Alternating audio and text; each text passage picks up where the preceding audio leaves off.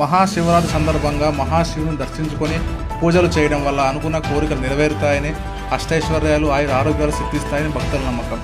బుధవారం మహాశివరాత్రి కావడంతో తెల్లవారుజాము నుండి భక్తులు పెద్ద ఎత్తున దేవాలయం తరలి వచ్చి ప్రత్యేక పూజలు చేపడుతున్నారు. రాష్ట్రంలో శ్రీ నీలకంఠేశ్వర స్వామి దేవాలయం, శ్రీ భక్త మార్కండేయ స్వామి దేవాలయం, శ్రీ రామలింగేశ్వర స్వామి దేవాలయం, పాదరసలింగం, ద్వాదశ జ్యోతిర్లింగం, ప్రతి ఆలయాల వద్ద భక్తులు తండోపతండాలుగా తరలి వచ్చి స్వామిని దర్శించుకుంటున్నారు. ప్రతి ఆలయంలో ఓం నమః శివాయ అంటూ శివనామస్మరణతో మారుమోగుతున్నాయి. ప్రతి ఆలయం వద్ద ట్రాఫిక్ నియంత్రిస్తూ భక్తులకు ఇబ్బంది తలెత్తకుండా శ్రీ జయనాయక్ ఆధ్వర్యంలో బందోబస్తు ఏర్పాటు చేశారు.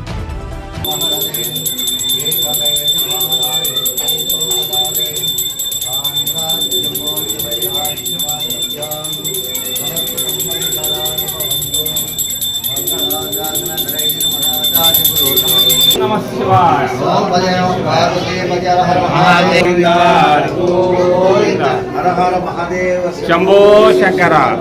ఓం నమః శివాయ. ఓం నమః శివాయ. శివప్ప ఆ పానకం రెడీ చేశారా?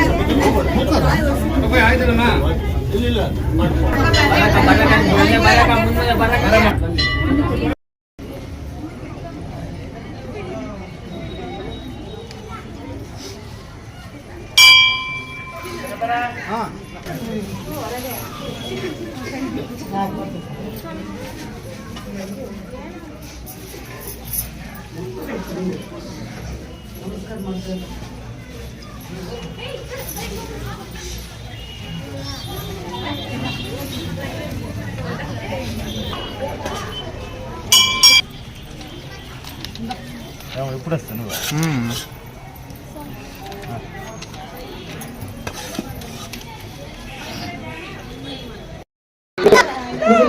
అదంతా భారతదేశంగా ఏర్పరిచారు. అక్కడి నుంచి ఎన్నో అభివృద్ధి కార్యక్రమాలు చేసిన రాజ్యాంగపరమైనవి.